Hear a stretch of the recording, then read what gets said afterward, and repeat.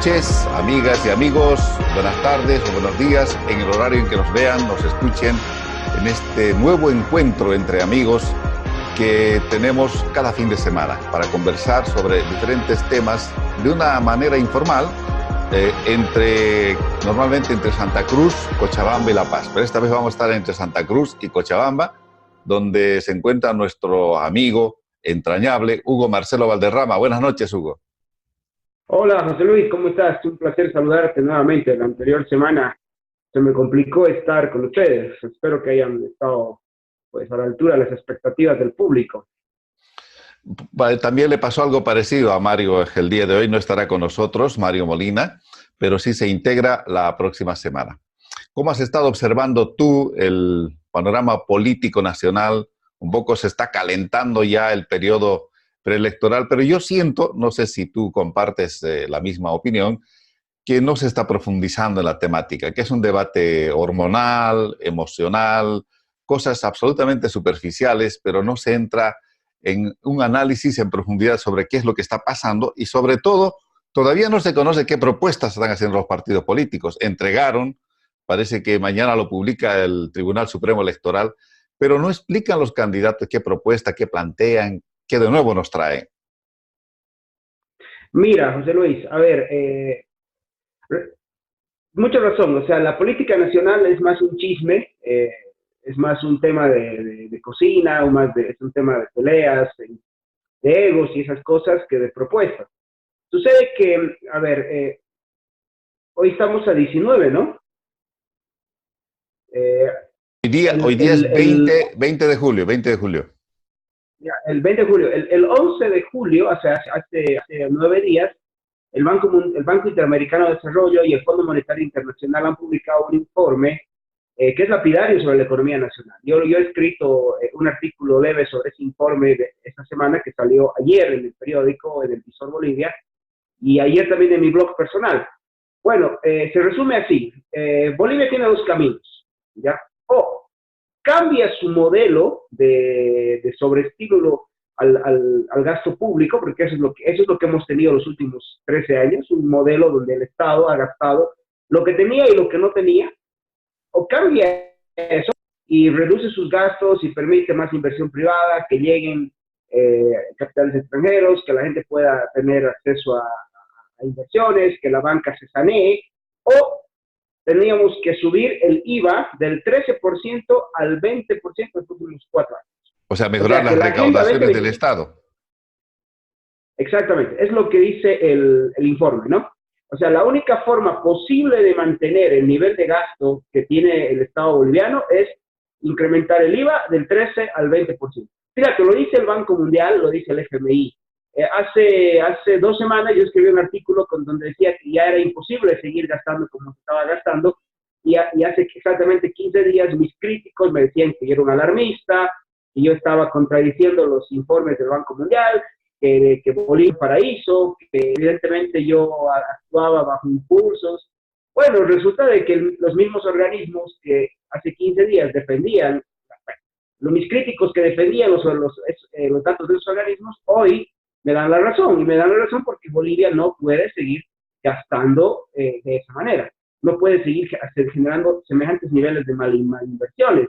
El estudio está colgado en francés, en inglés y en español en la página del Fondo Monetario Internacional, uno lo puede descargar en los 3 idiomas, y a mí me sorprende lo siguiente. O sea, hay datos que yo no los conocía. Por ejemplo, hay aeropuertos que se han hecho y que nunca han levantado un vuelo. Estamos hablando, por ejemplo, del aeropuerto de Copacabana, donde no vuelan ni las moscas. Exactamente. Sí, sí. No, y es más, o sea, tanto han hablado de un modelo supuestamente boliviano, de un éxito boliviano. Mentira. Ese modelo de sobreestímulo monetario ya lo había planteado Keynes en los años 30 y lo han aplicado inclusive los chinos hace poco. No sé si tú has podido observar que en China hay ciudades donde nadie habita, ciudades construidas por el gobierno donde nadie habita. Entonces, ese tipo de cosas, ese tipo de malinversiones no van a poder seguir siendo sostenidas. Por primer lugar, son recursos que se le extrae a la gente de manera coactiva, por lo tanto, la gente dispone de menos cosas que realmente hubiera necesitado. no porque no son inversiones que tengan realmente validez o demanda real, no simplemente se hacen para justificar el gasto del Estado. Ahora, fíjate qué pasaría, y eso lo hace, ese análisis no lo hace no lo hace el Banco Mundial, sino lo hace un amigo economista, experto en temas de inversiones. ¿Qué tal si les ocurre llenar el hueco, no subiendo el IVA, sino volviendo a la maquinita de imprimir billetes? Entonces empiezan a imprimir más billetes para tapar el hueco, nos hacen una devaluación fuerte del tipo de cambio, porque además, ojo, muchos opositores están pidiendo que eso suceda, ¿no? Y eso me parece una barbaridad. ¿Qué es lo que están pidiendo? ¿Qué es lo que están pidiendo? No entiendo. Que están pidiendo que el tipo de cambio se devalúe, muchos opositores, hay mucha gente, inclusive en el sector de Santa Cruz, ¿ya? Bajo la premisa de que la devaluación cambiaria favorece las exportaciones, lo cual es una falsedad, ya no favorece las exportaciones.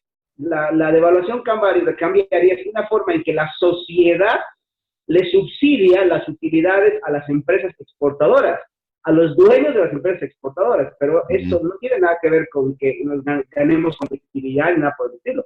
No, el sector exportador siempre está muy acostumbrado a que le subsidie vía devaluación cambiaria, lo que significa que socializaban pérdidas en todos nosotros, ¿no? Imagínate, del dólar a 7 lo subes a 8, el exportador ya por $100 ya no es 700 sino 800, pero está subsidiando al exportador a costa del total de la sociedad.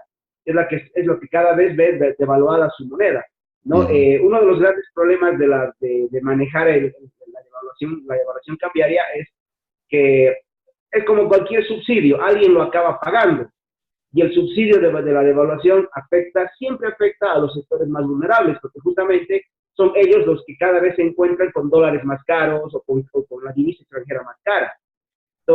Hay sectores en Santa Cruz que lo están pidiendo. De hecho, yo me he enfrentado con opositores. El problema es ese, José Luis, que los opositores no quieren aprender, no quieren escuchar. Son opositores a Evo, pero no son opositores realmente a un sistema, no quieren un mejor país, no, ellos quieren el poder.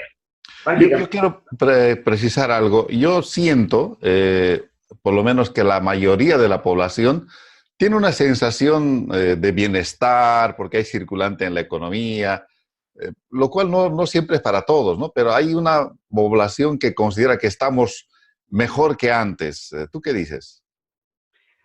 A ver, una cosa, sucede lo siguiente, José Luis. La economía es contraintuitiva, ¿ya? O sea, no hay peor peligro en la economía que creer que las cosas están bien. Hay que analizar las cosas que han pasado. El año 2013, entre el 2013 y el 2012, exactamente no me acuerdo el año, el gobierno le metió un decretazo donde decía que las tasas de interés se bajaban estaban alrededor del 18 al 5% para créditos de vivienda social y lo mismo para créditos productivos, ¿ok? Bueno, básicamente ahí hay que hacer análisis de estos dos puntos. Desde el punto de vista del derecho, eso es una usurpación de la propiedad privada. O sea, cualquier abogado sabe que la propiedad privada tiene dos facetas, mi uso y mi usufructo. O sea, usar mi propiedad es que yo pueda usar mis cosas, y usufructuarla es que yo con mi propiedad pueda ganar plata. Entonces, si mis ahorros, el que decide dónde van mis ahorros, a qué tasa, a qué plazo y a qué tiempo y a quiénes los voy a prestar, es el Estado. El Estado me ha usurpado el derecho de usufructo, por lo tanto, igualito me ha quitado propiedad. Lo que pasa es que mucha gente no se ha dado cuenta de eso. O sea, ha dicho, ay, no, qué bien. Resulta que el Estado no estaba en realidad dándote nada, sino que le estaba quitando a alguien sus ahorros para dárselos a ti. Ahora, desde el punto de vista de la economía, eso tiene un problema más serio, ¿ya? El sistema bancario o el sistema financiero imagínate, es como en una casa, los pilares son sobre lo que se construye la casa. En la economía, el sistema financiero es eso, porque el sistema financiero te da el precio más importante de la economía. El precio más importante de la economía es la tasa de interés. La tasa de interés te muestra la relación. Claro, te muestra la relación entre el consumo presente versus el consumo futuro. O sea, cuando el gobierno regula la tasa de interés, te está inclusive regulando precios del futuro, o sea, de bienes que ni siquiera se han fabricado. Imagínate la locura de querer pretender regular una tasa de interés. Los países que lo han hecho siempre han acabado en lo mismo. ¿Qué es lo que ha pasado? Mira, el análisis que yo hice el 2014, cuando criticábamos esta política y casi me expulsan del Colegio de Economistas, fue el siguiente. Antes de la regulación, la tasa estaba en el 18% y las viviendas en Cochabamba estaban alrededor de $70,000. Una vivienda más o menos de un piso, con 4 dormitorios, un pequeño pabellero, $70,000. Promedio. Regulas la tasa de interés y tú bajas del 18% la bajas al 6%, más o menos. Pero las viviendas se han disparado en realidad de $70,000 a $150,000 a $200,000. Los departamentos de $60,000 a $100,000. O sea, si tú analizas, en realidad habías generado inflación nada más.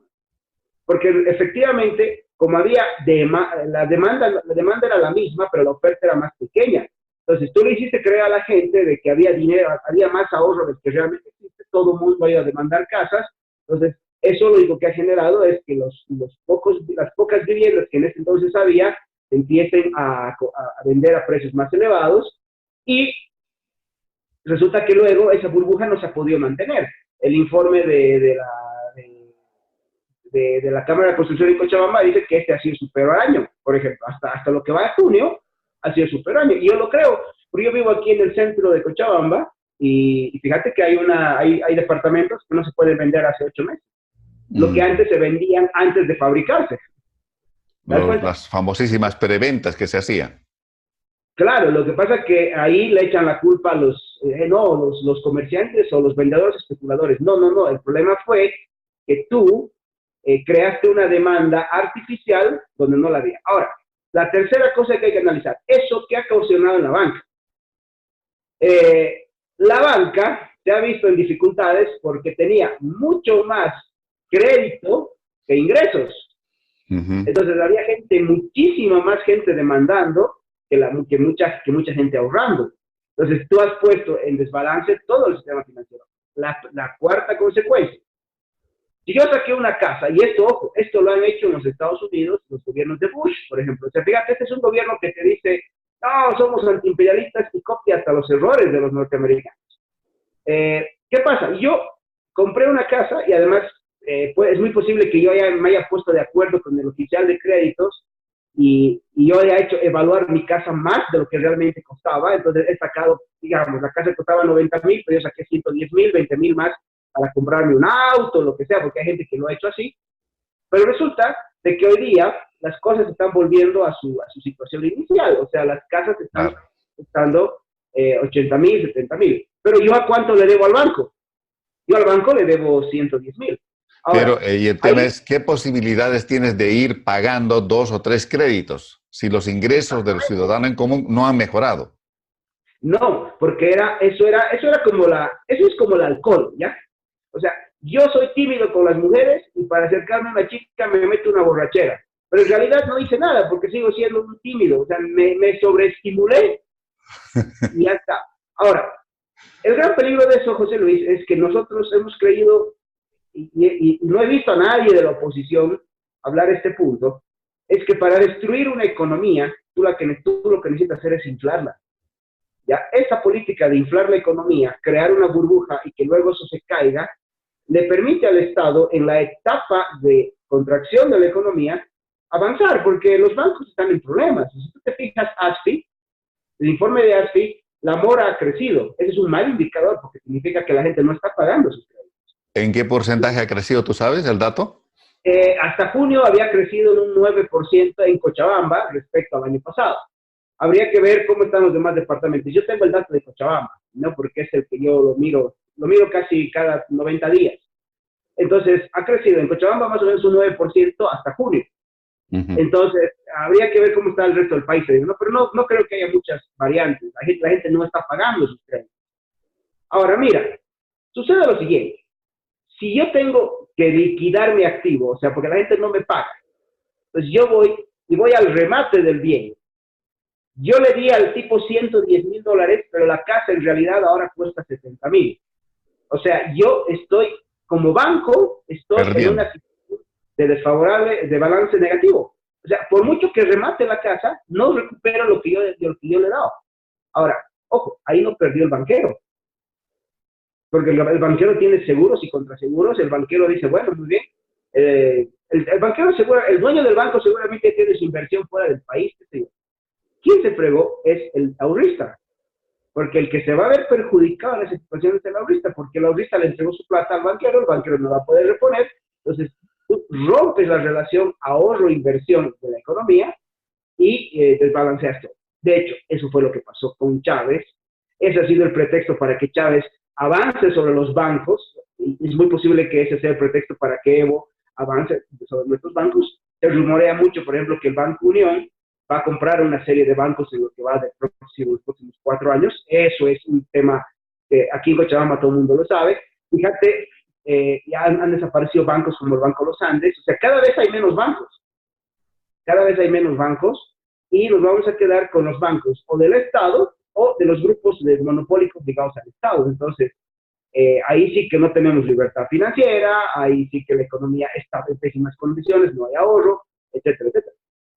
¿Por qué crees que a nivel de los partidos políticos de oposición no hacen un análisis, primero, correcto, profundo sobre este tema y segundo, una propuesta muy clara, muy concreta? Yo lo que veo, lo que observo, tú me dirás si me equivoco, son propuestas contradictorias a veces. Dicen una cosa, pero al mismo tiempo, por ejemplo, mantener subsidios, pero sabemos que los subsidios no están yendo justamente a generar, por ejemplo, nuevos empleos, generar nuevas fábricas, sino es un dinero que se va y que no se invierte, se entrega a la gente mediante bonos, diferentes bonos, pero no está generando una actividad económica que pueda crear riqueza en el país. Y no hay una propuesta muy clara en la oposición sobre esto, uno. Dos, cuando se habla en este tono en el que tú hablas, en ese tono de, si se quiere llamar apocalíptico, que se viene la crisis, inmediatamente te saltan los economistas del gobierno y te dicen, no, no es cierto, estamos bien, nuestra economía está fantástica, goza de muy buena salud, estos están locos, están mal de la cabeza, no entienden lo que pasa. Entonces, en el ciudadano común esto realmente se traduce en una terrible confusión mental. A ver, nada más lo siguiente, el tema de la oposición es que la oposición en realidad no es oposición. ¿Ya? Son esas oposiciones que lo que le molesta a nuestros partidos, a su gran mayoría, es no estar en el poder. O sea, no estar gozando ellos del poder. Que no sea el candidato de mi partido el que tenga el avión de lujo para viajar a los mundiales. Eso es lo que les molesta. No les interesa a nuestros políticos reducir el tamaño del Estado, mejorar las condiciones de la economía. He hablado con algunos políticos, yo me he reunido con algunos políticos que quieren hacer un cambio real en el país, pero en primer lugar son la minoría dentro de los partidos, ¿no? Son la minoría dentro de los partidos. Y en segundo lugar son gente que no tiene recursos. Entonces, dentro del partido son gente insignificante, o sea, la gran mayoría de los partidos políticos, y yo estando viviendo en Santa Cruz me reuní con varios dirigentes políticos y varios dirigentes cívicos, lo que quieren es subirse al tren del poder. No les interesa otra cosa. O sea, gozar ellos del gasto público, vivir ellos de la política. Eso es lo que a ellos les interesa. Por eso no van a tocar estos puntos a profundidad. No vas a ver en un debate. A mí me sorprende mucho los debates, por ejemplo, que hay en Estados Unidos o en otros países, donde se habla en base a datos numéricos, ¿no? O sea, tú ves un tipo que presenta datos, el otro también, y hay un debate a nivel de este tipo. No, acá no, aquí es que tú te robaste esto, tú te robaste el otro, tu pasado, tu presente, si pueden averiguar si tienes amante, lo hacen. Entonces, pura falacia ad hominem, o sea, ataques personales, pero nada de propuestas, porque no les interesa. O sea, nuestra política es una especie de novela para clase media, ¿no? Eso es una de las cosas. Y la otra, en muchos casos, es, y eso me da, yo lo digo muchas veces por el tema de las plataformas ciudadanas que han sido tontos útiles al sistema, es por ignorancia, ¿no? Las plataformas, por ejemplo, en su gran mayoría, yo hablaba con gente de las plataformas y lo primero que me decían, no estamos haciendo política. Le digo, a ver. Estás hablando de defender tu voto. Estás hablando de leyes y de constituciones. Estás hablando de que el presidente tiene que ir, ¿no? Y me dices que eso es hacer política. Tal vez O sea, querían decir no estamos haciendo partidismo, que es otra cosa. bueno, eso puede ser otra cosa, ¿no? Estamos haciendo más un movimiento cívico, digamos. Sí, y yo hablaba con ellos, pero el tema es, José Luis, que, a ver, yo no he conocido hasta ahora un político, bueno, sí he conocido, pero no eran políticos con gran arrastre, que le haya presentado un desafío serio al gobierno, en temas concretos. Porque si nosotros analizamos la agenda de discusión, siempre la pone el gobierno. O sea, el 21F, ¿quién lo ha presentado? El ¿Quién ha gobierno. puesto al país a Y discutir luego se tres? arrepintieron. El gobierno. El gobierno ha puesto el 21F, o sea, no, ha puesto que la gente se ponga a discutir bajo mi propia agenda. Y eso les conviene porque mientras ellos discuten la agenda que yo quiero, yo avanzo por el otro lado. Entonces, no hay quien haga esa advertencia de las leyes avanzando a la propiedad Ahora, privada. lo cierto también, Hugo, es que la oposición en este momento, en la correlación de fuerzas políticas, no tiene las de ganar en su conjunto, no tiene las de ganar. A lo más que puede aspirar en las próximas elecciones la oposición, si se une, cosa que es bastante difícil de creer, si se concentra el voto, de repente es a forzar una segunda vuelta electoral, pero eso sería realmente algo extraordinario si es que sucede, por lo menos en mi punto de vista. Ahora, otro asunto es importante es, ¿puede aparecer un otro gobierno alternativo al MAS que realmente recomponga ciertos aspectos de la economía sin que esto obtenga una oposición tenaz de parte de los movimientos sociales, bloqueos de caminos? Porque las advertencias que se hacen desde el campo del oficialismo a este respecto son realmente preocupantes, son fuertes. Dicen, al día siguiente los bloqueamos, hay paro. Entonces, yo no sé si puede haber un gobierno alternativo que realmente diga, bueno, vamos a hacer un cambio, vamos a dar retroceso en estos aspectos, vamos a borrar los bonos, vamos a cambiar muchos aspectos de la economía. Yo creo que al día siguiente se pueden producir una serie de dificultades de gobernabilidad en el país. Yo creo, no sé, es mi punto de vista, que cualquier gobierno que entre tiene que tener ciertos márgenes de negociación. Supongamos, hipotéticamente, gana Carlos Mesa, no puede hacer borrón y cuenta nueva. Está una constitución política del Estado, plurinacional, que de alguna forma lo tiene que cumplir y tiene que haber algunos acuerdos mínimos para que tenga cierto grado de gobernabilidad. Ya Carlos Mesa tiene la experiencia de un anterior gobierno que gobernó sin un parlamento, sin un partido, con una serie de dificultades para manejar una situación además muy complicada como la que le tocó en aquel momento tras la renuncia de Gonzalo Sánchez de Lozada. ¿Tú crees que puede haber una fuerza opositora fuerte, capaz de plantear cambios, llamémoslo, traumáticos en la economía, en la sociedad? Mira, el tema es el siguiente. Nosotros en el país, primero que nos estamos jugando, no estamos en una elección local, eso hay que olvidar. Nosotros estamos en una elección donde se juegan muchos intereses internacionales en Bolivia. ¿Ya? Ahí está el foro de Sao Paulo metido, con el eje La Habana-Caracas, y hoy queriendo rearticularse alrededor de La Paz y Buenos Aires.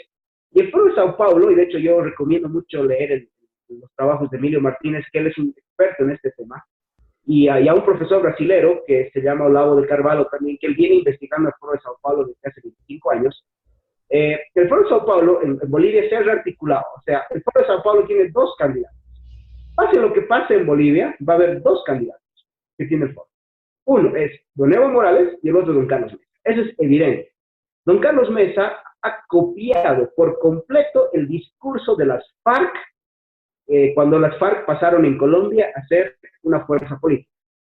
Yo esta semana voy a escribir sobre eso, pero a mí me sorprende, por ejemplo, cómo las FARC han pasado del discurso del marxismo clásico al tema del género, ¿no? Las libertades de los homosexuales, de los transexuales, el feminismo, y todo ese discurso que don Carlos Mesa lo ha adoptado. O sea, es el mismo. O sea, la estrategia del Foro de Sao Paulo es planteo, por un lado, del marxismo indigenista, del indigenista con Evo, y para la clase media le creo estos temas que están de moda, los asuntos del arco iris. Por lo tanto, yo creo que ni don Carlos Mesa ni don Evo Morales son oposición entera. Son fichas del Foro de Sao Paulo. Los demás partidos y los demás candidatos con los que yo podía hablar sí tienen una idea de oposición. Algunos candidatos, ojo, no a los partidos como tal, sino a algunas personas dentro de los partidos, y hay gente en la UCS, en el mismo MNR, inclusive dentro de la misma gente Sí, pero no tienen ninguna posibilidad en el próximo proceso electoral. La No, única persona para que llenar tiene alguna listas. posibilidad es Carlos Mesa. Por lo menos por lo que se ve, aunque ha bajado en las estadísticas, que es en las encuestas, pero no tienen posibilidades reales de conformar más allá de una bancada No, parlamentaria además, él, difícilmente. por ejemplo, no está ahí para hacer oposición, él es una jugada más del Foro de Sao Paulo. Eso es innegable, ¿no? Emilio Mm. Martínez, el autor del libro que se llama El caudillo ilustrado, es el libro buenísimo, él dice que lo de Carlos Mesa es mitad oposición, mitad oficialismo, ¿no? Es una especie de candidatura ambigua. Y es verdad, o sea, él ha dicho cosas, por ejemplo, yo cuando hablé con su equipo económico hace unas 2 semanas, les hice el planteamiento sobre los temas monetarios y financieros, que eran muy peligrosos, y me dijeron que ellos no, que ellos veían eso más bien una cosa positiva. ¿Te das cuenta? O sea, ellos no van a cuestionar ese tipo de cosas. Ahora, asumiendo el siguiente caso, asumiendo de que ganemos, que la tercera fuerza, digamos, que sea Ortiz, que Oscar Ortiz no es un tipo alineado al Foro de Sao Paulo, por alguna X razón de que de la política gane él, tú vas a tener una cosa siguiente. A Oscar Ortiz lo van a presionar a nivel internacional los gobiernos del Foro de Sao Paulo, Venezuela y demás cosas, y a nivel interno vas a tener una guerra declarada por movimientos sociales, porque la estrategia del Foro de Sao Paulo es dominada a través del miedo. Eso es lo que te digo, exactamente, eso es Así, lo que te digo. o sea, y es lo que yo digo siempre. Nosotros estamos rumbo a una tiranía de la izquierda. Para frenar una tiranía de la izquierda necesita una mano dura, o sea, se necesita una dictadura que ponga orden. Pero como ya ha satanizado las dictaduras, ha satanizado la mano dura, la tienes durísima, o sea, esa es una pelea muy fea contra el sistema, porque aquí lo que necesita es mano dura. O sea, de verdad que para poner orden se necesita mano dura, y aquí nadie la va a querer poner. ¿No? Fíjate lo que pasa en Venezuela. Guaidó, por ejemplo, es un tipo que se hace profesional presidente, pero vive negociando con el régimen hace 3 meses, ¿no? Y eso pasa en Venezuela, la oposición es pusilánime. Aquí en Cochabamba, por ejemplo, los partidos de oposición en la alcaldía han resultado ser peores que los partidos que los candidatos del MAS. O sea, no hay, o sea, no tenemos, yo veo negro el futuro. Por eso yo, en los 2 artículos que he escrito sobre coyuntura, yo les aconsejé a los grandes empresarios, bueno, realmente, o sea, yo no soy empresario, no soy un tipo que tenga millones.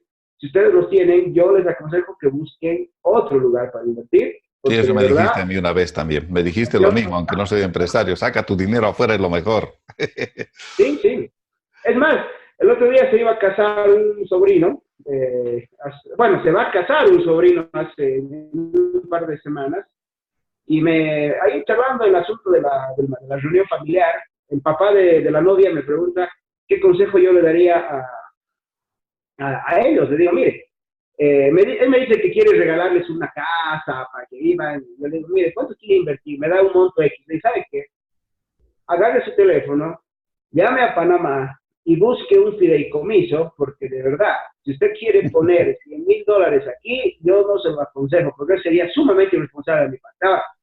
Usted lo quiere hacer, hágalo de su plata. Yo le estoy dando un consejo de que no veo un buen futuro, ¿no? Y de verdad, o sea, yo no le veo, porque lo del Banco Mundial, por ejemplo, el informe del Banco Mundial es fatal. O sea, han pasado 9 días desde que se ha publicado y la prensa, con excepción del visor Bolivia, no lo ha tocado, ¿no? No lo ha tocado la prensa, no vas a ver que hayan llamado a un economista, los canales de televisión a hablar del tema, nada, o sea, han esquivado por completo ese tema, ¿no? Y es un documento que es público, está en el internet, en la página web del Banco Mundial, en 3 idiomas, en inglés, en francés, es un documento que cualquiera puede descargar. No lo Perfecto, han hecho. Guito. El tiempo ya ha transcurrido. Creo que el debate está abierto. Si algún ciudadano quiere dejar su debate con nosotros, su punto de vista puede escribir aquí abajo. Esto va a estar publicado en varias páginas. Yo creo que no podemos cerrar este debate. A ver si continuamos la próxima semana con Mario Molina y con algún otro amigo que se quiera sumar para conversar entre amigos el fin de semana. Tus palabras finales, mi estimado Hugo Marcelo. No, bueno, José Luis, gracias. Y pues yo lo mismo de siempre, me ratifico que es un momento donde las familias tienen que tomar precauciones, los inversionistas también, los jóvenes también. O sea, no estamos viviendo en un paraíso y hay que ser precavidos, hay que tener mucha precaución respecto a sus inversiones, a sus ahorros, ¿no? Bueno, gracias José Luis y bueno, un saludo desde Cochabamba que hoy está bastante frío. Amigas y amigos, muchísimas gracias a ustedes que nos siguen cada fin de semana. Si les gustó el video, compártalo con sus amigos, con sus parientes, con los que están fuera del país. Póngale un like y si tiene algo que opinar y comentar, usted es libre de hacerlo. Aprovechemos que todavía hay ciertos espacios de democracia. Será hasta la próxima semana.